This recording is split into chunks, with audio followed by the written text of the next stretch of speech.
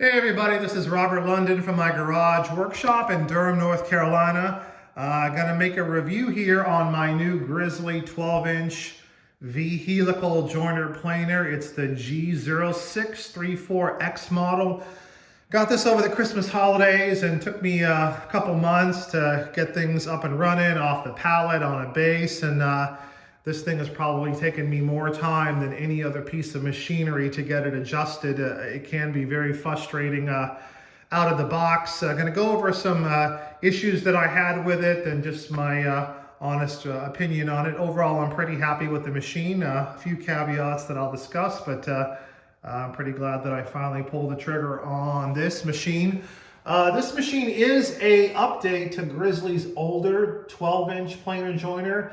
This one does have the new V-helical head. So the old machine had, I think, 32 cutter heads, and some people complained that it just left too much tear out and some ridging. So this one has 48 heads, and they are turnable 4 times. I did go ahead and it was kind of a pain and took a long time, but I took every one of these heads off and cleaned and degreased them all. I think it was worthwhile to go ahead and get a fresh start, and the beds, just getting all the grease off this machine. It really is kind of a pain, but it was worth the effort. It does weigh about 700 pounds. I got the Papa Bear base. I've got my saw stop on one of these Papa Bears, and I think they're $100 on sale, sometimes a little less, and with a 1,200 pound rating on it, I think that they're probably one of the better bases on the market. Did have some minor shipping damage over here. No paint damage, but where they had it attached to the pallet, but I can live with that.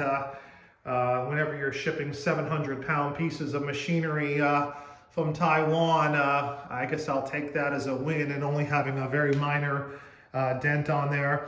I did have a bit of an issue with my machine from the factory. I got the joiner working, but the planer, bit of a bummer, the feed rollers wouldn't engage. So if you do get this machine and the same thing happens to you, when I put my machine in the planer mode, there was a gap right there by the right there to where it wasn't engaging. So there is a set screw in there that you have to adjust. So if your machine ever comes from the factory and unfortunately the bed rollers wouldn't engage, it just takes a minor adjustment.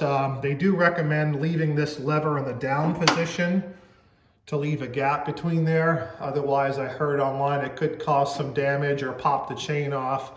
I also had a bit of a racket with my machine after using it for a couple hours. I thought I had a bad bearing, but it turns out the set screws in my pulley had come undone a little bit, so I just had to tighten that up. And after a call to Grizzly, got to give Grizzly customer service some props. They did actually return my call and left 3 messages in playing phone tag with them. Talked to a guy named Greg, so he was pretty nice. I know Grizzly probably gets hundreds, thousands of calls with all the machines they sell, and they take some knocks for customer service, but overall they did do right by me a couple times, so I got to give them props for some pretty respectable customer service. The one thing that can be very frustrating on this machine is, joiner planers are pretty archaic. These little cheap bolts right here, pretty much you live or die by them. If you don't have those set up right, then your cutter head is not going to line up properly. And you also have to be very careful with this little lever right here. If you have some slop in these bolts at all, when you tighten that up, you could actually lower your table and then your course out of being coplanar, and then have problems with that.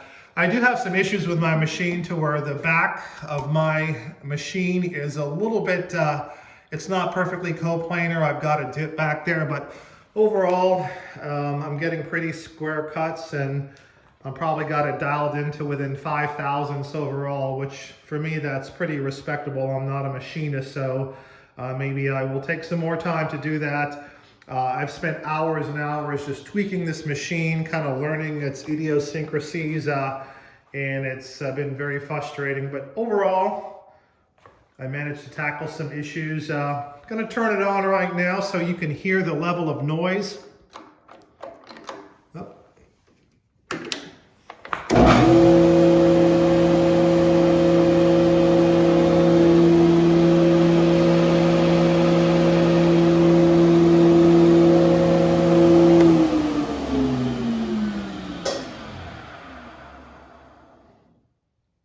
Overall, this thing is pretty quiet. My Grizzly 2 horsepower canister filter makes a lot more dBs than this. I could actually use no hearing protection with this, but with my noisy dust collector here, this is far quieter. So if you live in a townhome subdivision to where you're concerned about your neighbors, definitely a little bit more friendly. Sorry about that there. I'm using one hand with the phone here. But this is the fence right here. It is an end-mounted fence, so I do like how high up it is. Unfortunately, with joiner planers, you're gonna get some flex. You know, there's just nothing that can be done down here at the end. You're gonna have flex. I was thinking about putting a piece of wood back here, a magnet, but I've been getting pretty square cuts off the machine to where you can drive yourself crazy with a few thousandths full of light. So the ultimate test is your wood coming off square off the joiner and the planer. So I must say that this fence, I like how high it is. I wish maybe it had a little center mounted bracket for more support, but this is just the positives and the negatives of a joiner planer. The one thing, you can get this machine pretty close to the wall, so if you are tight on shop space, you're going to really like this machine.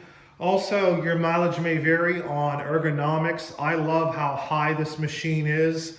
It's almost 36 inches from top to bottom, so I'm a taller guy and I hate being hunched over.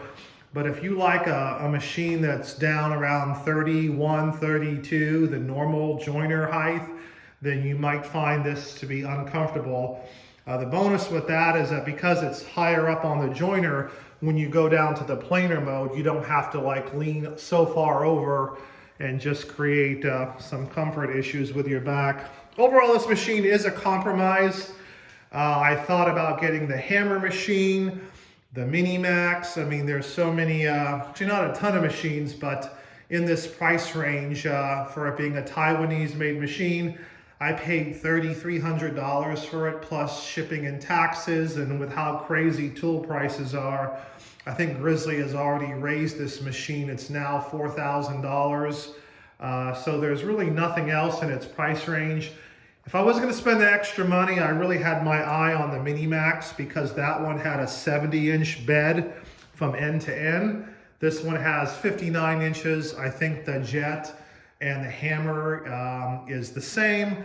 Overall online, there's a bunch of complaints and positives about all these different brands. I guess stuff in this price range is more of a DIY machine. It's not gonna be a $12,000 Felder or Nova or the higher end Minimax stuff, but for the weekend warrior garage workshop, something that's quiet and reasonably well built, I think for the money, I'm pretty happy with it.